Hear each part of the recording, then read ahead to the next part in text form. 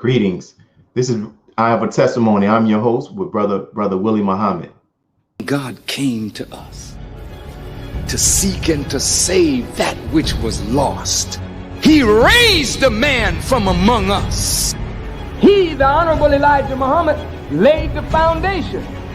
What I'm doing is something that comes from him through me, and the thing that he uses in me to do the work is my faith in him and the word that he taught. To produce men and women who wanted to clean up their life and build an independent nation for the glory of God. According to a 2018 Business Insider article, it states for the first time in history, hip hop has surpassed rock to become the most popular music genre, according to Nielsen. But one of the groups that has significantly contributed to this musical form is Public Enemy. More than any other rap act, Public Enemy is credited with rewriting the rules of hip hop, both as a musical form and as a market force. There is no debate that Public Enemy is one of the most influential groups in the history of rap music. To many, the group's arrival in the late 80s signaled hip-hop's growth into a serious art form. The massively influential crew's early releases, Yo Bum Rush the Show, It Takes a Nation of Millions to Hold Us Back, Fear of a Black Planet were landmarks, both for their militant, socially conscious lyrics and for their innovative, groundbreaking sound. Public Enemy's first 4 albums during the late 1980s and early 1990s were all certified either gold or platinum and were, according to music critic Robert Hilburn in 1998, quote, the most acclaimed body of work ever by a hip-hop act, end of quote. Critic Stephen Thomas Erlewine called them, quote, the most influential and radical band of their time, end of quote. They were inducted into the Rock and Roll Hall of Fame in 2013.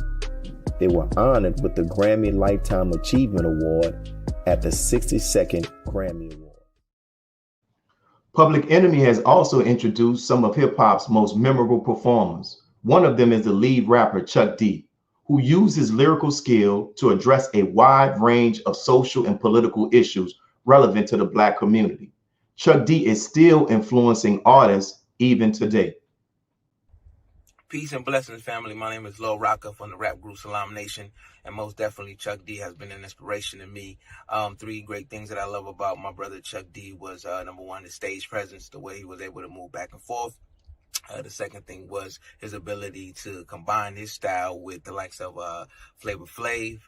And the third one was when he said Farrakhan's a prophet, and I think you ought to listen to. You know, when he said that, that was just bold. You know, he said things that was pretty much an unpopular opinion in hip hop, and he was bold for that, and I love him for that. So that's what I love about my brother Chuck D. Yo, what's happening? So look, when I think about Chuck D, I think about that powerful voice that cut through all frequencies and how he used his voice to spread an even more powerful message as far as what's been going on, what's currently going on, and what we need to do about it.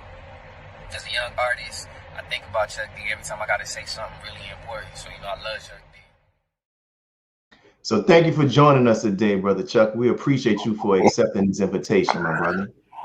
Thank you, Brother Willie. It is a pleasure. And to get props from young brothers and sisters that got black in their hair, it's amazing. Well, hey, we got more lined up. You're going to see more people expressing their gratitude and appreciation for what you have done and what you're continuing to do today. So let's jump right into the interview.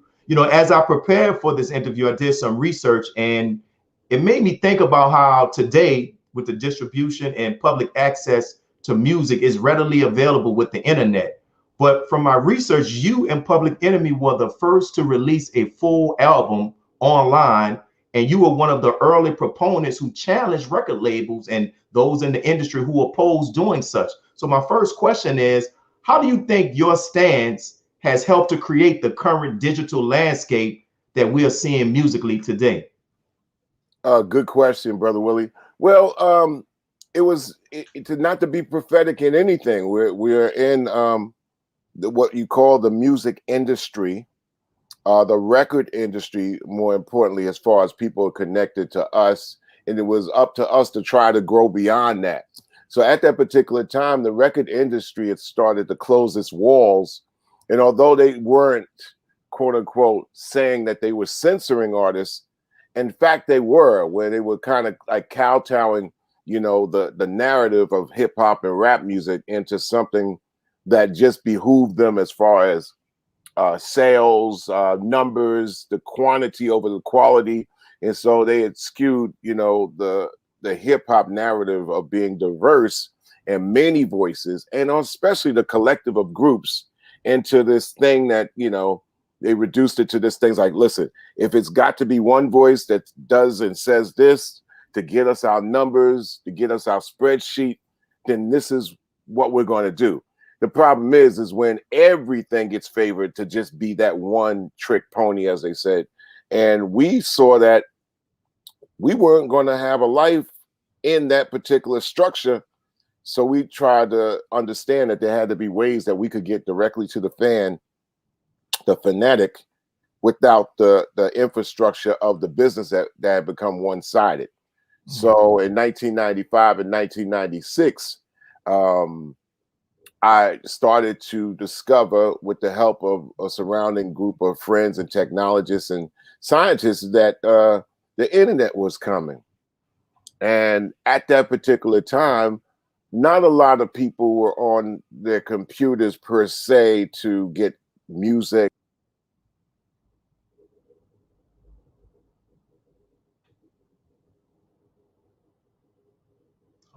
Our brother actually went out, so hopefully we'll be getting him back on.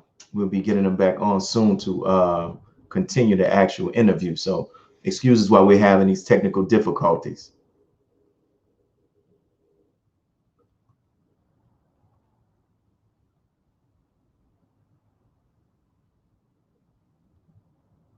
One second, my brothers and sisters. And always, we thank you all for joining us. And in the meantime, while you're actually watching, and we're sending messages to get them back on, make sure that you actually hit the like button. Make sure you also subscribe to NNV, because this show, I Have a Testimony, is a part of a larger network. And the network is National Network View, where their shows are daily digital news shows, Monday through Fridays at 5 p.m. Central Time. And you can find out how the Black perspective on key issues and different different issues that affect us as a people. Yeah, we're going to go to that, and we'll go to our slide. And in addition to that, what we want to talk about as we wait to get our brother back on, take a moment and look at this flyer here talking about our effort here in the city of New Orleans to pay off our building.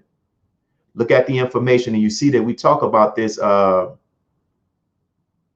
One second, y'all. We talk about this every week. We talk about this every week. So whatever you can give, please make sure that you can actually contribute. One second. Here we go. You can actually you actually contribute. In addition to that, what we also have in regards to is our mosque prayer group, where we're praying for those who are actually impacted by this COVID, by the actual disease itself, or actually been impacted by, a loss of job or whatever it may be. I mean, our community, we need prayer, our community, we need prayer. And as a result of that, we definitely have to we can have people that can actually pray on us. So we're waiting for our brother to get back on, and we'll continue this interview.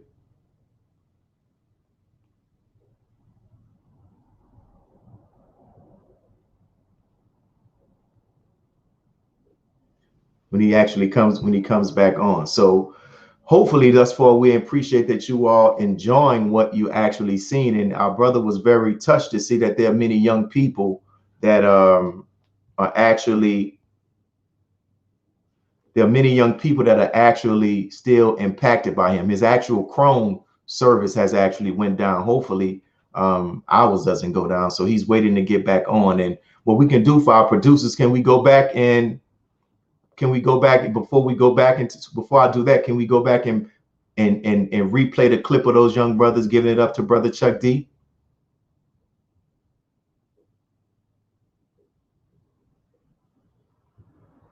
And be a part of the force that powers truth in journalism. Your support helps us to highlight solutions for a brighter tomorrow. Go to nnvnews.com/donate. Asiatic Minds, online education, helping our children to discover their God-given skills, gifts, talents, and passion that will allow them to see their greatness, as well as the greatness of our people, and upon discovering that greatness, infusing them with the desire to use it for the betterment of themselves, their families, our people, and the world. Call now, 502-219-4848. This is Sister Sajda Muhammad. We are proud to announce that the Sajda House commemorative Elijah coins are finally here. This priceless heirloom, made from recycled copper from the messenger's home, is now available at sajdahouse.com. The hashtag Bank Black social media campaign made strides not only in revolutionizing how we bank, but also how we think. The movement inspired thousands of African Americans across the country to transfer or deposit millions of dollars into Black-owned banks. These are banks that will invest in urban communities, employ African Americans, support Black businesses, and inspire Black home ownership. This is a very proud moment for our culture as we are taking small, but significant, steps towards building Black power through Black wealth. Thank you for tuning in to NNV News. Please share your thoughts with us in the comments section below. Follow us on social media at NNV News, and please subscribe to our YouTube channel, National Network View. This is Clifton Muhammad with nnvnews.com.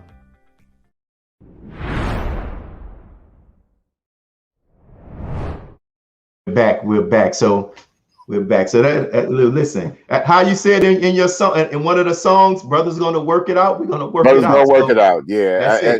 And you know, to be on top of all the technology in the 90s and know that it was already going to be a fallen tree, we knew the inevitability of what was going to happen as far as delivery of content over the phone lines. Really, not over the phone line, over the computer lines. And then later on, in the middle of the 2006, 2007. Matter of fact, it was in New Orleans where I had a person who's a representative of Apple who told me the future of everything coming through the phones. And she showed me, I was in a New Orleans restaurant, your hometown, Brother Willie, and she was telling me that people are going to go to their phones, and she started touching the screen. And I've said, it ain't food friendly, man. If I'm eating my food with my hands and my fingers, I ain't touching no phone. She said, trust me, it'll happen. So it tells you that no matter what we think or what we feel, technologists already have mapped out a future that's going to lead us into, whether we like it or not, lead us into using these particular devices. So I've gotten into the science of telling people how to wean off of the device, how to keep their humanity, trying to hold on to the humanity of self as opposed to machinery and gadgets. So we were doing all that 25, 30 years ago. And that's why we kind of released the album in 1999 to introduce how things are going to be online, in the internet, in this other world that they create called cyberspace. Wow. And so also, you know, our next question is one of the most profound, one of the other most profound aspects of Public Enemy outside of the music is the logo itself, which was prominently displayed in one of the Terminator movie installments when one of the main characters actually wore the actual t-shirt. So my question to you is, decades later, and I never saw the movie but myself, I still haven't seen it. Well, we got a picture that's going to come up. Decades later, how relevant is that logo to what is taking place with Blacks in America today? I designed the logo in the middle of the 1980s. Public Enemy signified the logo that was the black man in the target. At that time, people were wearing, you know, the fedoras, like the Run DMC hats. So I had actually designed a person, a brother, who was in the target of a suppressive system. It wasn't just police; it was government. Remember, at the time when Public Enemy started, you had, you know, Nelson Mandela was still in prison, and police brutality was everything during R&B, and that was Reagan and Bush. And all of a sudden, we've seen this plethora of guns and drugs in our communities, where you couldn't find that amount of drugs and guns in the communities just 10 years prior. I remember like yesterday, where I grew up in Roosevelt, Long Island, you know, guns and drugs were a distant, scattered thing. But by 1977, 1978, there seemed to be a plethora of it coming up out of nowhere. And then by the 80s, what you start to see is that the OGs would get locked up, and you had young people running the streets, and the denominator that separated the statuses was the money that was made, the quick money that was made. And I seen that happen in a 10-year period, going from 15 to 25. So obviously, when I started recording at 26, I had a lot of things to say. So that target signified exactly what I had been seeing and what we had been seeing, because we were collective. Public Enemy was a collective. Myself, Flavor Flav, Hank Shockley, Keith Shockley, Eric Sadler, Professor Griff, James Baum, Terminator X, the DJ. We were collective that actually took our whole thing that we did in Long Island as mobile DJs and radio jocks and youth groups and martial art schools, and we just put it all in one group called Public Enemy. But really, Public Enemy was a sum of a bunch of 5 or 6 different organizations. It's just that we was the ones that happened to do it in music, because I was in the arts and I was in the music, and that was a common thread. So that logo signified how we all not just felt, but who we were and how we were. And you mentioned about your skill in regards to arts when you were in college as a graphic designer, right? And I noticed that you used that skill again for the Grid State of the Union, where you used an abstract art depicting the death of our brother George Floyd. Now, you have been around and you've witnessed and saw the news reports about the numerous public incidents of police brutality over the years, from Rodney King, Breonna Taylor, Tamir Rice, and now George Floyd. From your perspective, do you think our people's tolerance level for this kind of treatment has lessened, or has it increased? The biggest thing, Brother Willie, the difference between 1989, when we did the second Fight the Power, the Osley brothers did the first one in 1975, so we were inspired by that. And when we actually got together with our friends and peers to do the Fight the Power in 2020, the biggest difference is 30 years. So you have a lot of people in the 80s who are no longer here, and people that were born afterwards who are now in adulthood. And I think younger energy and younger people had saw that what had happened to George Floyd was once again a tipping point. But they just also said, listen, how long y'all gonna keep turning?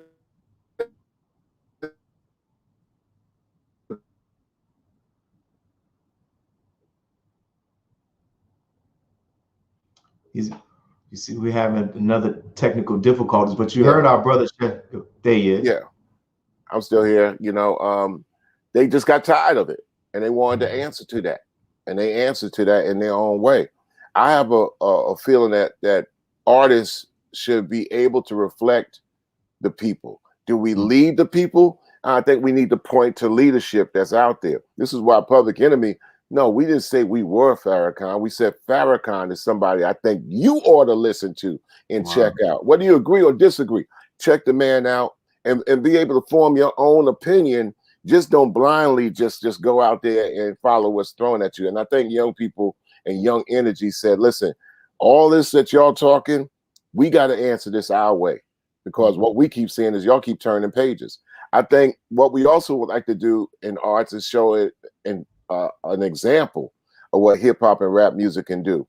It shouldn't be no different than Bob Marley Bob Dylan and Bobby Womack. You know what I'm saying? It can move and change the earth in thought, meaning, and deed as well. But you got to point to the real people and the real movers and shakers.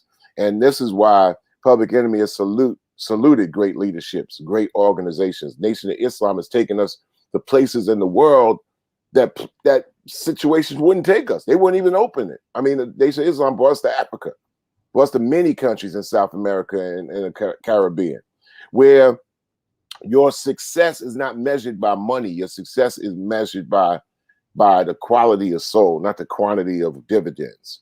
And that's what we try to tell artistry, that the currencies that you get from the artistry is worth more than gold. It's soul exchange, it's community building, it's human building, it's protection as well. And we took to that whole inherently and wholeheartedly, so to speak, of what you could do with the arts. I thought the best song that dealt with the situation of what had happened in police brutality and whatnot was a brother named Papoose. Papoose did a song, man, that actually went from A to Z on every single incident, even going back to Emmett Till. And I just played it on my radio show just this weekend from what I played last June. So, I mean, we want to show examples, and we believe that arts could show examples and enlighten people to be able to make change. Because you gotta turn the switch on to people in order for them to do things. So what's going to turn that switch on? We know what turns the switch off. So we want to try to turn the switch on for a person to at least be active in the change that they feel that they can see and also be. Right. And why did I open up talking about an article that talks about how hip hop has now become like the most powerful music genre? Why do you think that it has been able to surpass, like they talk about rock and roll and everything, and has not only a national impact, but a global impact? But number one, I don't think it's the biggest genre, because what it is the culmination of all genres. And I think, see, rap is not a music. Rap is a vocal. You have talking and you have singing. So you can actually do this vocal style, which has been refined to go on all other types of musics that have been, I guess, categorized, named, determined, or whatever. That's its beauty. That's its strength, that its vocal ability can ride a lot of different musical terrains and a lot of musicianship. Hip hop it's the essence of who we are. It's the Black creativity. It's the creativity of coming out of something that's regarded as nothing and turning it into something. But that's just the name of it. We've always been creative people. So it's just the name going back to, let's say, 69 or 70 or 73, if you want to say the start of hip hop. But our creativity goes back like eons, hundreds and thousands of years, even millions of years, if you want to go back to the universe. It's a universal thing. It happens to just be the name for our creativity. For somebody to come along and say that they own hip hop or they govern hip hop is crazy, because it's soul. You can't own soul. You know what I'm saying? It is or it ain't. You got it or you don't. You know what I'm saying? So hip hop and rap music, yes, it's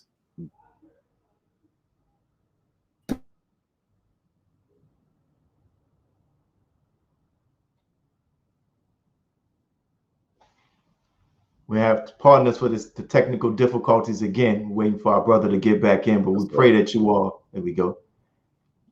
You paused for a moment. You were saying hip hop is, now is the last part that I heard. Well, that's what I'm saying. Hip hop is. And it's so, and also before we're leading up to, in a couple more minutes, we have our first break. I want to talk to you about, because our brother helped us to make the connect with your brother, Captain Dennis. When did you first meet him? The old Cap, 1987. Man. When Captain Dennis calls, I gotta come to the call, man. So Captain Dennis is been a brother that you have the people in the Nation of Islam for many years. They're very serious about it. Mm-hmm. But it had to be a liaison between artists, athletes, who the minister had said has been the gold and diamonds of our our value system in this hemisphere or in this country. So if they're going to project athletes and entertainers to be this upper echelon, it's important for those people to shine back to real leadership. But that category of people created by an industry, it has to be a liaison between organizations and that body of artists, entertainers, athletes, or whatever. And you have to have that language skill or that charisma or that personality. So Captain Dennis is that bridge, you know, to also to work with, you know, youth organization, you know, young people who might think a gang is attractive or a replacement. He has that language and he has that effervescence to be able to connect the bridges. And the Nation of Islam, since the 1980s, they found key people who would connect the bridges between an academic body, athletes and entertainers, and still organizations who are about doing the work. Organizations are about doing the work. They're not looking for no glamour, fame, lights, or whatever. The work has to be done. But the WORK is a culmination of a whole bunch of people and doing a lot of different things forward from many different places. Sometimes artists and entertainers, they have their antenna, you know what I'm saying? So how do you take that shine to actually, you know, be distributed like a light or from a prism or a spectrum, so to speak? And Captain Dennis has been one of those key figures to swing people in, said, listen, it ain't all, yeah, we're an organization. Yes, we have religion, we have all these things, but this, like any organizations that's about forward movement and community, is going to do anyway. But don't be afraid of us. This is who we are. We cool. Well, you cool too. We family. And that's what Captain Dennis has done for me. And quite a few.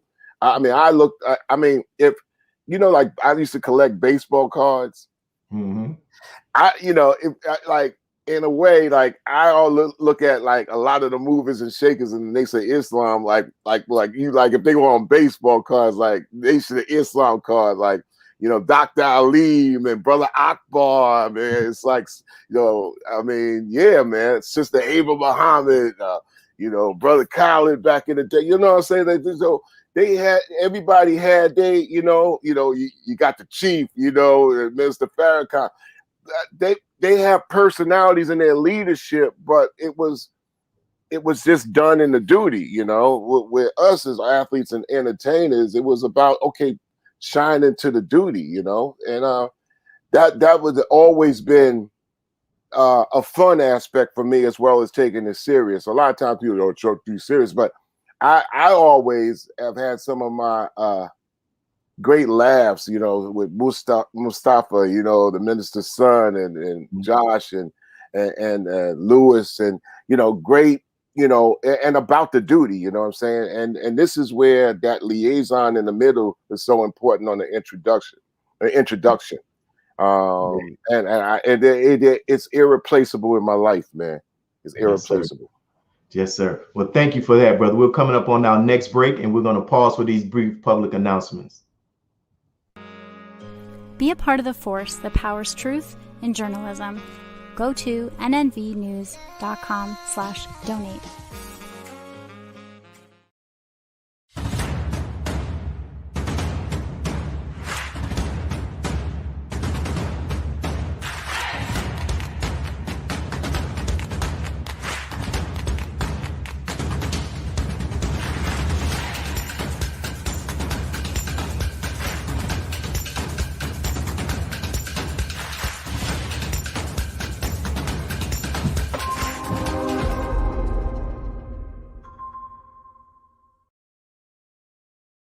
Worldwide, 24 hours a day, 7 days a week. Download the Final Call Radio app and take us everywhere. On your phone, on your computer, on your tablet, on Instagram, Facebook, and Twitter. You can also log on to finalcall.com and click the Listen Live button, or finalcallradio.com. Final Call Radio, the official voice of the Honorable Minister Louis Farrakhan and the Nation of Islam.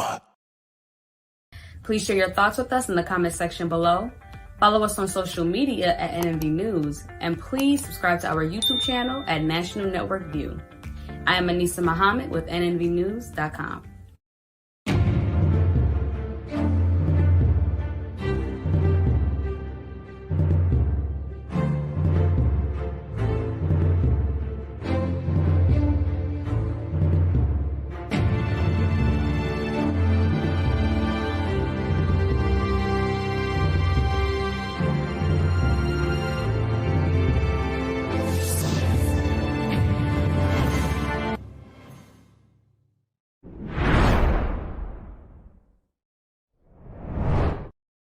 D to be one of the greatest voices in hip hop and one of those who still influence is still relevant today. And we want to make sure that our brother have the opportunity to see and know of the many people that he still has impacted, of course, but still is impacting today. And here's one clip. I got so much trouble on my mind, refuse to lose. Hey, yo, check this out, man. When I was riding around in my 98 Oldsmobile with my Uzi that weighed a ton, I was on a mission to go do something real disrespectful to somebody. But instead of making that left, I made a right. And I had a message to the black man in the front seat, and I was flipping through it because I was hearing a brother like Chuck D just drop little C's through his music. So when I made that right to go do that mission, that was the best decision I ever made in my life, because it was a mission to go help the Honorable Minister Louis Farrakhan, help the Most Honorable Elijah Muhammad go get his people, man. So Chuck D, it's always been love.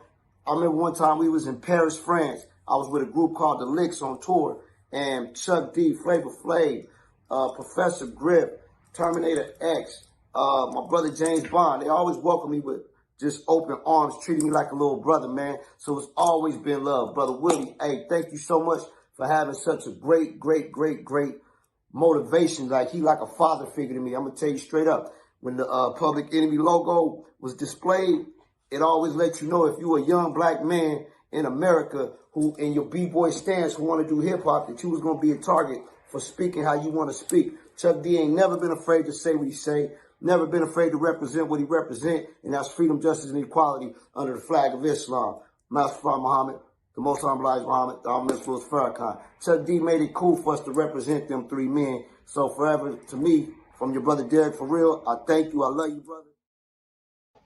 And this next clip is from a brother who actually worked in the city of New Orleans. He's still in the city of New Orleans, and he worked in one of the top hip hop record stores here in the city. And this is our brother Charles. Let's see what brother Charlie has to say about our brother Chuck D. All right, showing love to one of the greatest voices in hip hop, Chuck D, frontman, Public Enemy. Public Enemy #1, the hard rhymer, the rhyme animal. What else can I say? Very respected. Big on this word. So whether if it was Tupac on up to DMX, Chuck D has influence on pretty much every MC. Not many can say that they hated on him. His context, his flow, his voice, what he stood for, he stood on what he stood for. So the blacker the message, the broader it reached. So it was a pro-black militant group that still spoke for everybody, you know. So Chuck is that dude. So respect to him. Respect. And that was our brother Charlie used to work at Odyssey, and that was a big place for people to go and purchase hip hop albums here in the city of New Orleans. And so we're back with our brother Chuck D. And if you saw brother Charlie, you probably know him, because he was always in that store. We were always and always a group that I mean, Luther Campbell told me this years ago. He said, man, stars spelled backwards as rats. so I tried best not to, be on a star tip, and I'm not one to take praise easy, because it to me it's we instead of I, and I've always been able to try to do my best to distribute the praise to everybody else and not me. It's the duty, man. I'm an artist, and I love doing the arts, and and a lot of times I do arts for my self-satisfaction. But when you distribute it amongst people, it's about, especially coming in front of people face to face, it's about, fulfilling that obligation. And then you do your art the way you want to do your art. But when it comes down to deal with people, you try to be accountable a little bit, Yes, sir. And nearly everybody who I talked to in preparation for this interview, all of them had the same consistent thing to say about you, my brother, that you are a good person. And just like how you said, it's not about the I, it is about the we. And that's one of the reasons why I think also why you have such a long lasting legacy in hip hop, because it's not about you. You're thinking about the whole. And when you do that, you have, as the Honorable Minister Louis Farrakhan says, you last for a long time. Look at this next question. In one of your interviews, I saw you spoke about how there's a decline and a lack thereof of a feature that was once part of the foundation of hip hop, which is hip hop crews. So from your perspective, how has the decline of hip hop crews negatively impacted the direction of hip hop and the quality of the music, if it has? Well, what it does, it removes the accountability and the collectivity and the diversity that's needed, where you can't, corner one person to make them say or do whatever you would want them to do if you're outside of that. And also what it does, it actually reflects the community. Many voices, many people adding up to the assembly line of the narrative. So I always thought that if you have a crew, you have a bunch of participants and who are involved in the doing something, it makes it all the better. And then it's up for the person at the top or at the top of that particular situation. And the reason I guess I would have been at the top is because I'm the guy with the record, getting the recording contract with the voice. So it was important to bring upon a flavor to include, our producers into the narrative, the Bomb Squad, and say, we all going to do this together. So I basically took one person's contract and made it grow into 50. And so the responsibility is also, once you got them, how do you spread, the love, the finance, and the experience? And I think I did that for 30 years in a row. And now everybody has their own different things. I always tell people, said, I don't have an open door policy. You know why, Brother Will? Because I don't have a door. It's one thing to say I have a closed door policy, I have an open door policy. I don't even have a door. And that's pretty much what signified Public Enemy for a long particular time. It wasn't about the I, it was about the we, and how can we even make the we bigger? How can I tell you how you can do what you do and ain't got nothing to do with me, no strings attached. Me, I ain't trying to have skin in your game. You do you do your thing, because you're surrounded by a community, you're surrounded by your family, you surrounded by, when you come up and the eyes are going to be looking at you. Now, what you going to do with that? The great Gamble and Huff, Kenny Gamble and Leon Huff, my mentors, and Tom Bell. They had a song back in the day, it says, that they're done by the OJs and later on covered by Third World, said, now that you found love, what are you going to do with it? Wow. Words could change the world. It could start wars and it could prevent them. Yeah, that's true, man. And the Honorable Minister Louis Farrakhan recently shared with us, he said that words matter. And I wanted to ask you this, and as I thought about it, I was like, I think I might know what the answer to this question is, but we'll see, right? If you had the opportunity to assemble a modern version of Public Enemy from artists today, those in the mainstream or those who are not in the mainstream, what artists would you select and why? I would think that it would be across different generations, maybe different ages, all in one group. I think today the collectives is when a lot of artists collab with each other. So in ways you could look at that as being a group, because today artists freely collab with each other, where before contracts would restrict that. And I think that's what makes a group today. I think maybe the guidance and the wisdom and the overstanding is that, okay, now that you got all this, it's like, give a little bit for the people as much as you do your little whoop whoop on the side. You know what I'm saying? And I think in the record contracts before, they were weighed and judged by what they were bringing financially to the table. So therefore, a lot of artists were afraid, well, if I do this positive record over here and it don't move, and I do this record about the whoop whoop and whatever, and this does move and pays me, keeps my contract, I'm all good. And so they would be like, but at least they would, when they was making albums, they make that one song for the hood.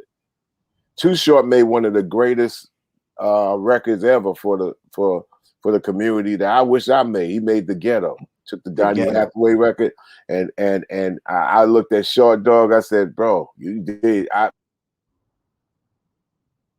He said, man, I was inspired by you. I said, so we a community just in itself. So I think that today the collectives of and it is another thing I have to say, Willie Bill, Brother Willie. It's that worldwide hip hop takes the gold and the silver. The future of hip hop is Africa. More spitters in Africa than in the United States. It's if they wake up doing it, and they got different languages, and they do it with different things like clicking and stuff like that. Europe, Asia, everywhere else on the planet. These collectives, I would like to see the collective become more international because the diaspora is screaming. And the diaspora has answers. And I learned this from Brother Akbar, who taught me about the diaspora, Brother Akbar Muhammad. The diaspora can save Black folk in America, because if you disconnect yourself from the diaspora, you will be outnumbered and deemed a slave in chains in the United States of America if you think it's the only place. The diaspora maximizes our team. It thickens our numbers, man. It expands our soul and our quality. When you just say you're American, United States of American, termed right or whatever, you reduce yourselves. You got to stretch to the diaspora, and the diaspora is spitting different languages, different ways of life, science, all those other areas that we feel that's beyond us. The whole world excels in it, and Black folk around the whole world excel in a lot of different areas that might be looked upon as being stupendous, super or whatever, or boring. And I'm just like saying, the things that save your life are never ever boring, man. The things that enhance your life are never ever boring. The things that are thrown to you so that you could go out and buy seem exciting. They might not be those things that actually make you look at your life and say, this is great. So the diaspora has answers, bro. And here's another thing I have to say before any technology cuts us off or whatever. Let us not look at scholarship as lesser than. The difference between scholars and regular folk is that sometimes if we into reading, we read what we like. Scholars read what they don't want to read, and they read what they like, and then come up with a concise point of view. People that get in religious study, they read Bibles, Qurans, Torahs, and all that. That's why you can't step into the footsteps of a Minister Farrakhan, because he studied dynamically in all these to be able to come with a concise statement and movement of people as they live, die, transition, or whatever. Countries change names, things. You come up with a concise, because you take everything and you weigh. You got to read and comprehend. Same thing in the arts. Same thing in athletics. The scholarship in any area mean that you take the good, but you spending time trying to diffuse the bad, and then you come up. You just don't read things that you like. So I look at scholars, I said, man, I don't make light of no scholarship, man, especially when it comes down to reading and comprehending things, because they have to figure out how to get the truth out of everything. And right now, we're in the information age, but also in the disinformation age. Everything is out there. So because you at a screen and you're looking at your screen and type it in, that don't mean that's the truth coming through the screen. Now we are in a time where everybody is addicted to getting their answers from a screen. So when you look at a screen as opposed to a human being, then that's the same thing that even the movie The Matrix was talking about. You praising a machine instead of a human being. Human being. Yeah. So those are the areas like in this century where myself, Public Enemy, people like Griff and James Brown take the discussion to like, how are you being able to dance and body against the technologies that's coming at you, trying to control your narrative? You know, it's beyond making a rap song. Before a rap song, writing a rap song in the 80s could penetrate society. Right. Now, things that penetrate society is like, all right, how do you steer emoji? How do you make social media not become a sickness, but kind of turn it into some kind of medicine to stay coming through that screen at you? You know, these are social sciences that won't be taught to you. So, you know, people are they're not net literate. There's no such thing as net etiquette. And there's an area that people are thrown and thrust, especially after last year with the pandemic. They're thrust into the cyber world as a parallel universe that people will pay a price in the citizen world for what they do in cyberspace, because now both rules are out there. And we ought to go to this next break, and we'll be back to talk more about that, Brother Chuck. Thank you. Thank you. Be a part of the force that powers truth in journalism. Your support helps to combat false media. Cash App NNV News. Greetings from National Network View. This week's Final Call cover story report honors the spirit and the life of the great DMX. Earl Simmons, better known as DMX, has passed away. The acronym DMX stands for Dark Man X. The great rapper, songwriter, and actor will be missed. He was the first artist to debut an album at #1 5 times in a row on the Billboard charts. Overall, DMX has sold over 74 million records worldwide. His music inspired countless fans across the world. He was nothing less than a giant. The FCN Volume Number 28 edition features the middle page article by the Honorable Minister Louis Farrakhan. The message delivers words of comfort and care as we mourn the loss of DMX. To read more, subscribe to finalcalldigital.com and tune in to the all-new Final Call Radio. This is the NNVnews.com Final Call cover report. He anointed our head with oil till our cup runneth over. He who, Master Farrakhan, Muhammad, that is he.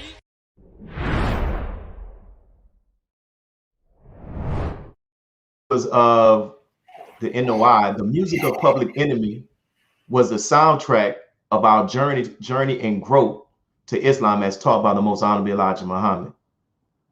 Peace. This is DJ Rockwell, the nation's #1 DJ. And NNV News wanted me to talk about how I was influenced by our brother Chuck D of the legendary Public Enemy. But they said you can only do it in 60 seconds. I said, 60 seconds? That's impossible. But what I can do, Brother Chuck, in 60 seconds is say thank you. Thank you, my brother, for being the voice of power. Thank you, my brother, for being the voice of awareness. We can't get careless. You made us say, what is this? Chuck, thank you for teaching us about genetics on Fear of the Black Planet album. Thank you, Chuck, because of you, I wanted to join the 98 posse before I even had a driver's license to drive. Chuck, I want to thank you because I learned about people like Joanne Chesimard. I want to thank you, Chuck, because I learned about the Honorable Minister Louis Farrakhan. Chuck, we thank you. This salute, my brother, is for you. So, Brother Chuck, in your song, in the song that Public Enemy came up with, Don't Believe the Hype, you said in that song, the follower of Farrakhan, don't tell me that you understand until you hit a man. And the whole song is challenging the hype, you know, that this misinformation that is often put out about the minister and just a lot of other stuff related to Black people and the Black struggle. So if you had the opportunity, you've had the opportunity to interact with the minister and see him in settings away from the camera and in the public eye. What have you seen in these private moments with the Honorable Minister Louis Farrakhan that the media doesn't see? Well, the minister offered me some ginger cookies. He said I shouldn't be eating this, but here's one, brother. You know, like, but hey, man, it goes beyond words, man, because I think our whole story wouldn't be what it was if we didn't just like point to the minister's work. And that's when I was seeing the media in 1986 come out against the Nation of Islam, and also come out against hip hop. I said, when I become a recording artist, I'm gonna go head up against the media and say, because they got all the tools, they got all the equipment, they got all the ears and all the eyes. Okay, well, I got a song, but culture will permeate. And I can make a statement and say, okay, man, I don't care if it's NBC, I don't care if it's the Donna Youth Show or whatever. We ain't gonna get on none of that stuff, but here's a song that tells you through the vibe or whatever, even if it don't make the radio, the person that you think is this, I'm gonna tell you he's that. And I'm gonna tell you, check it out for yourself. And at the end of the day, my lyric will last longer than these outlets that's dissing them. And that was the first impetus, or Bring the Noise, Farrakhan's a Prophet, I think you all listen to. And then later on, Don't Believe the Hype. But really, I made Don't Believe the Hype first, and then Bring the Noise after that. But Bring the Noise was released first in '87.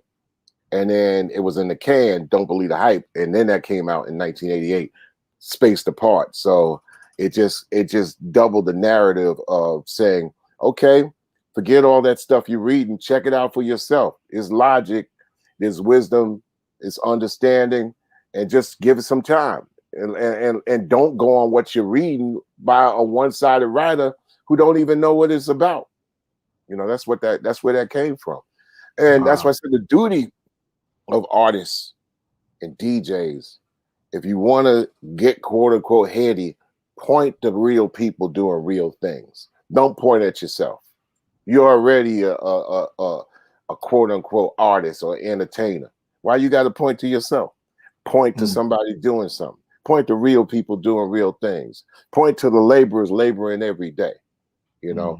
And that's where I always felt, I come from a mother and father who were humble, but 100% at their jobs and their duties. They were 100% at what they did, and they wasn't ashamed of the job or the duty they had to do. They said, if I'm not gonna want to do this particular job, I honor it till I leave and I do another job.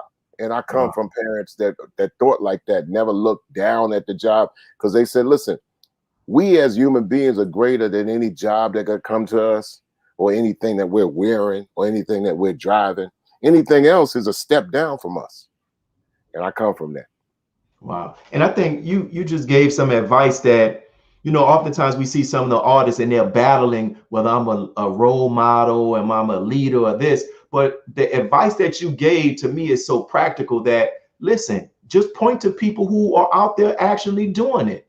Right. And that just and that takes the weight off of them. A question I want to ask you, because there was a lot of controversy around by the time I get to Arizona, the song and the video.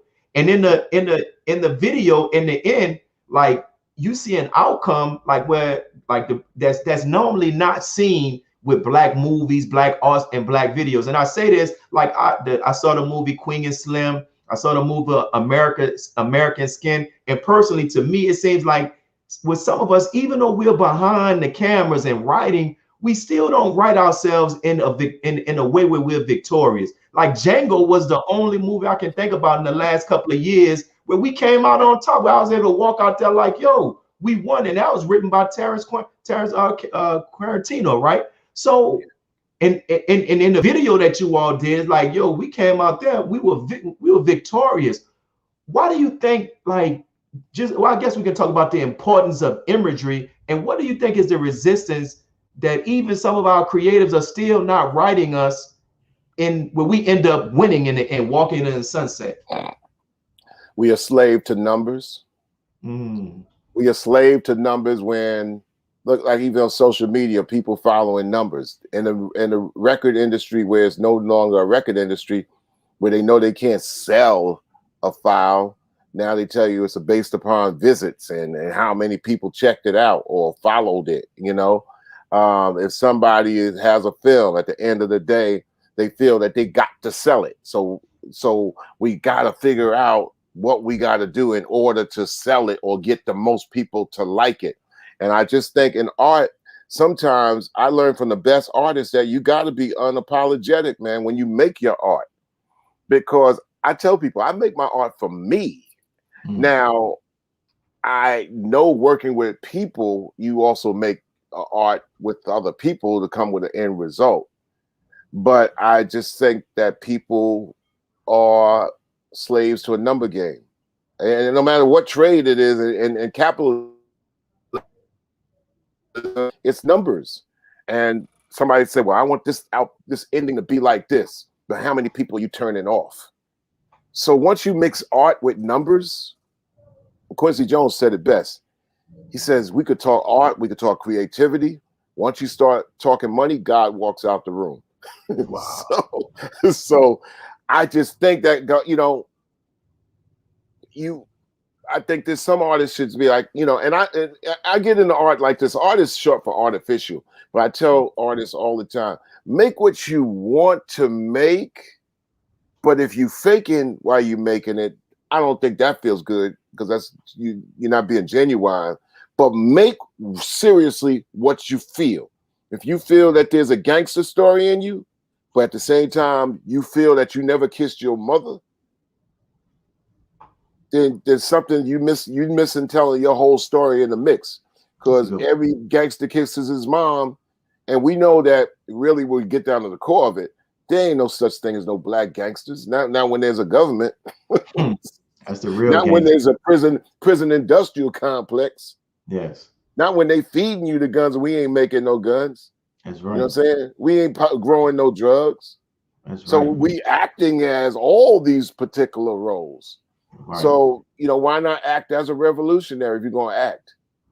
That's a good point, man. I always see the brothers naming themselves after, and there are victims in this in pawns. El Capone this and El Capone that. It's like, yo, there are black revolutionaries you can name yourself after. And this last question before we close out, because we're short on time, we'll close out with this. What would you say has been the Honorable Minister Louis Farrakhan's impact on the hip hop music? That he's humble, great voice, his tone is penetrating, and you add some knowledge, wisdom, and understanding to that, it's going to touch your soul.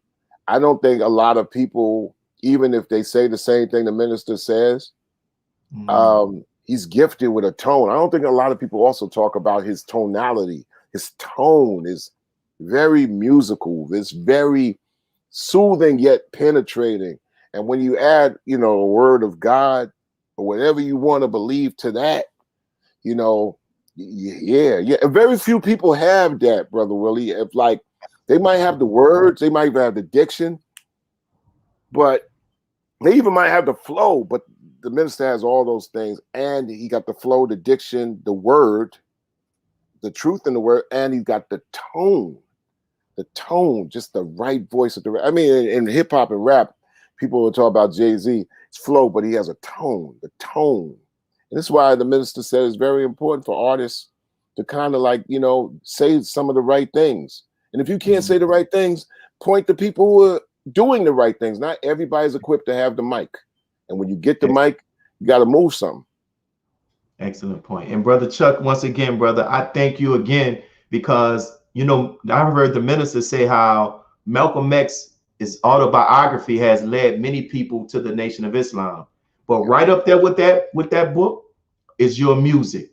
It's amazing. Our first time hearing the name Farrakhan came from your music. And I asked myself as a teenager running the streets of New Orleans, well, damn, man, who is this Farrakhan? And it began to start making me research it. And there's many people that can give that same story, my brother. So thank you, man. God bless you. We greatly appreciate you granting us this opportunity, man. And know that we appreciate everything that you and Public Enemy have done, will do, and are continuing to do.